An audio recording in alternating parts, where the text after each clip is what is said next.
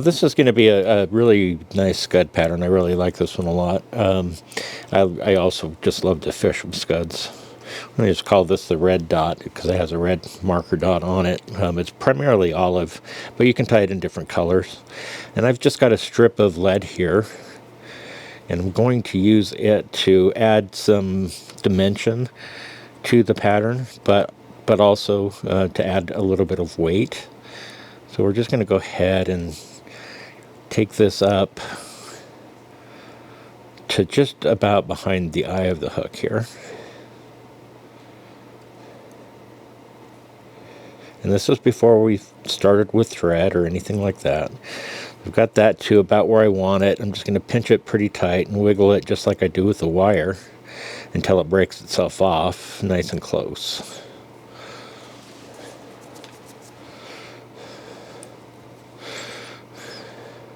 So now that we've got our lead in place, I'm just going to use a light olive thread here. You'll use whatever you want to match the scud that you're working on. I'm just going to cover and set even more firmly in place this lead. It doesn't really need to be set hard in place if you're using this material, just because it's, like I said, it's adhesive, which is a blessing and a curse because it can be a little bit tricky to tie with sometimes. It'll stick to your fingers, I guarantee you that. We'll just go ahead and come back in here, and we're going to clip off our tying thread. Nice and close. And from there, I do want to leave some space here up at the eye. I don't want to crowd that too much, but we are going to have that taper that we look for in a scud, where it's almost football shaped, right? Where it's a little bit skinnier on both ends and gets a little bit fat in the middle. Probably a little bit like me. I turn my vise sideways on this pattern all the time because I like to see how is that taper coming, what does it look like, and I can see that better when I turn my vise and look at it in profile, like that. And we're just going to come down here. We'll fill in a few of these little holes. We'll still have some opportunity to fill in holes a little bit more to try to get that nice taper. And just because of the way the fly is made, those holes aren't going to really make that big of a difference in the end. So next we're going to turn to some vinyl ribbing. This time I'm using nymph size. It's a little bit thicker than the midge size, but not quite as thick as the large size. I'm going to go ahead and we're going to go ahead and melt the end of this, and then I'm going to pull on it after it started to melt. And I'll probably do that a couple of times until I get it just where I like it. So hopefully you can see that, where this is curled up and kind of nicely on itself. A little bit of a black end, but that's okay because we're going to be covering that up with our thread. And I'm just going to kind of hook that back end. And I'm going to be very gentle as I kind of slide it backwards a little bit. So by melting it, we end up with a skinnier material here at the very back, and that's what we want to have. So I'm going to go ahead and secure this down, this vinyl ribbing down, and then we're just going to come back, turning my vise sideways so I can kind of see what I'm working with. We'll take that down around the bend a little bit, and we'll just bring it right back up. And we will turn to our next material, and next we're going to just use a piece of ostrich, and I'm going to use just one of these herls off of here that's olive in color. So you'll see I've got that ostrich herl, this olive piece, and I've kind of prepared it like a hackle, where I've stripped off some fibers here at the very end. When you're working with ostrich, always keep in mind that it's very brittle. In fact, you'll see that as we tie this pattern, that it's going to be blowing all over the place. So this is one of those materials that is great to tie with. It really makes your fly move in the water, but it's also, when you're tying it, a material that you've got to be just really gentle with and careful with. So like I said, you'll start seeing that stuff blowing all over the place. Of course, since I said that, it's not going to happen at all, but Now I'm just going to clean up any of those lower spots, just so I maintain that kind of taper towards the center feel to this. So now that I've got that taper about where I want it, and there's my ostrich blowing all over the place, I'm going to throw in a quick whip finish because I want to throw my thread on my bobbin cradle here. So I'm just going to take a couple of turns here, tie that off. I'm going to go ahead and I'm going to scoot my bobbin cradle into place so I can hang my thread off of it. Go hands free. So the first thing we're going to do is we're going to work with the ribbing material. If you're really into kind of the arts and crafts kind of gig, I guess, this might be the pattern for you because it's got a lot of moving parts to it. So I am going to take this vinyl rib, and I've actually got an olive permanent marker, and I'm going to use this permanent marker to do some coloring, kind of like a color crayon. Just going to color this ribbing to kind of that olive color that I'm looking for. Put the cap on that so it doesn't dry itself out. I want to take my first turn of this material, stretching it a little bit, but I want to take it underneath of this ostrich piece. And then what we're going to do, still kind of pulling a little bit tight, is we're going to work our way up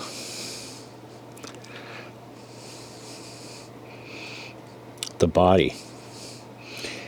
And one thing you'll hopefully notice, or you'll be able to see to some extent, is that I'm leaving a gap, a little bit of a gap in between each one of these wraps. I'm also letting off of some of the tension with each wrap so it gets a little bit thicker. The more you pull it, the more you stretch it, the thinner it is. We want it a little bit thicker here towards the middle. So I'll go ahead and release or relax that a little bit as I'm tying these ones on, these turns.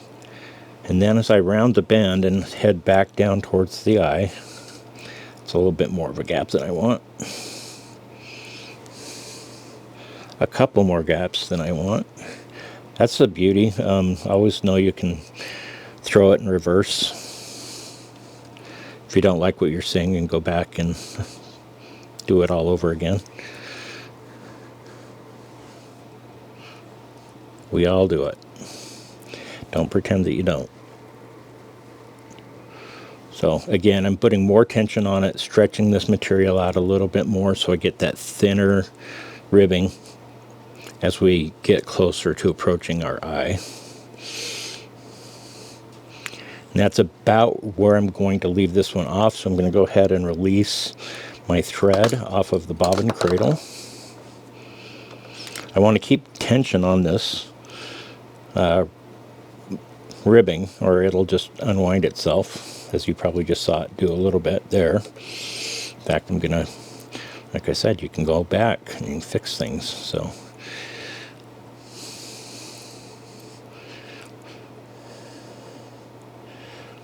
and then that unloosened enough that I'm gonna go ahead and take some wraps back. Be patient with yourself in this process. Don't rush it. You don't need to rush it. We're not doing this to make money. We're just doing this because we enjoy tying flies, or at least I do. So I'm really fine recognizing when, you know, some of my material is not exactly where I want it, or pretty close to where I want it, and I'll go ahead and undo it and put it back down again. So I've got a couple of wraps there locking that in place, and hopefully you can see we've got the gaps in it a little bit. Take a few wraps over the top of it just to secure it in place. And from there, I'm going to go ahead and turn my vise on its side a little bit. I'm going to take my material, I'm going to give it a pretty good pull so it's stretching it. And then when I clip it, it'll suck it right down into those thread wraps a little bit. I'm going to grab my whip finisher again because I want to throw my bobbin on its cradle again, just so that I have both hands to work with. So get that knot put in place with our whip finisher, turn up our bobbin cradle once again. So now we're going to start working with our ostrich. And what I want is the stem on this ostrich herl to slide itself right into the gaps that we made in the ribbing here. The first few wraps here are going to be a little bit challenging. You want to keep enough tension on this that it doesn't come unwound, but it will break off on you really easily. Be careful around the hook point. Take your time.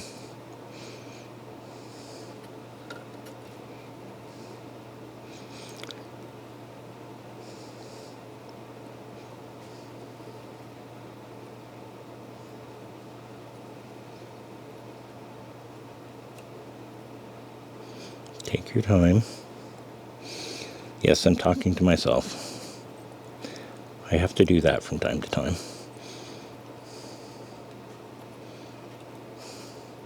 So now I'm going to go ahead and get my thread off the bobbin cradle. I got to keep some tension on that ostrich or it will just come undone. And go ahead and take a wrap or two over the top of it just so I can secure that in place and try to not have it come unwound on me. So after I've got a couple of turns in there, I'm going to go ahead and move my bobbin cradle a little bit out of the way anyway. I'll go ahead and take a couple of more wraps to secure this in place. I'll pull it backwards a little bit as well. Get a couple wraps in there. And from there, you can see we've got this wonderful fluffy kind of bug going for us, or scud. I'm going to turn this sideways because I want to clip this off very, very close.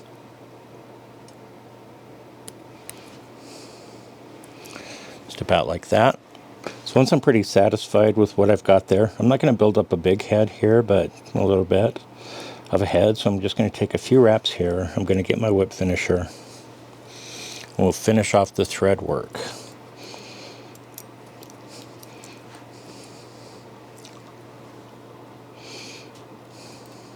We're going to have UV on this, so these thread wraps are going to be pretty well locked in place by the time we're finished. I'm going to go ahead, pull that knot nice and tight, turn my vise, get my cutting edge, and release my thread. So now we're left with this. So this is where some of the magic comes in on this one. I shouldn't say magic, it's really not, but I'm going to wet my fingers and I'm going to stroke those fibers down. So now it's just revealing, for the most part, that vinyl ribbing. And what I'm going to do is I'm going to come in with my olive marker one more time just to make sure, because some of that's going to come off on my fingers even though it's permanent. Just to mark up. Being careful not to hit those fibers much.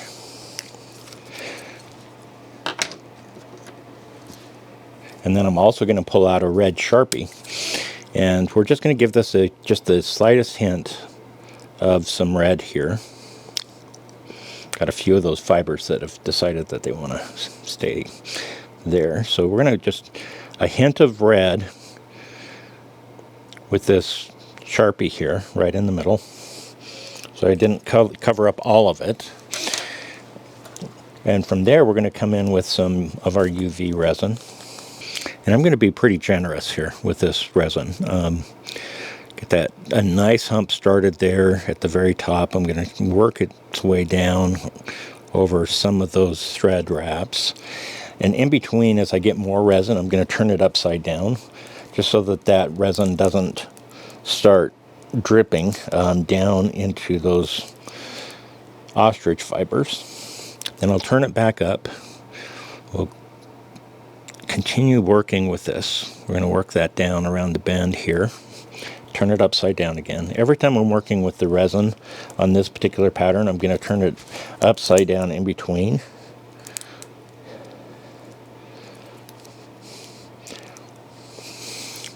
And now we're going to go for broke. So much more this time around. I want to turn it sideways a little bit, make sure that we've got some resin kind of sneaking just right around either side on this ribbing.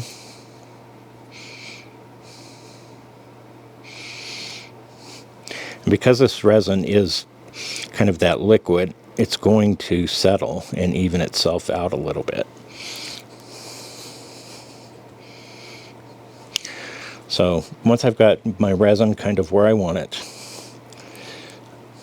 I'll go ahead and hold it straight, just like that. Let some of that resin kind of curl its way over the edges a little bit, just a hint. And then I'm just going to pull out my UV, and we are going to light this thing up. So there you have it. Just a great scud pattern. These ostrich fibers will dry. You can run your scissors or a bodkin through them, kind of break them apart. But you've got the nice legs, kind of like you would expect with a scud or a sow bug. Nice shell right over the top of it. This was just a wonderful pattern. I would usually tie it a bit smaller than this, but you can see the red spot hopefully a little bit there on the top. Throw a hook in your vise and give it a shot.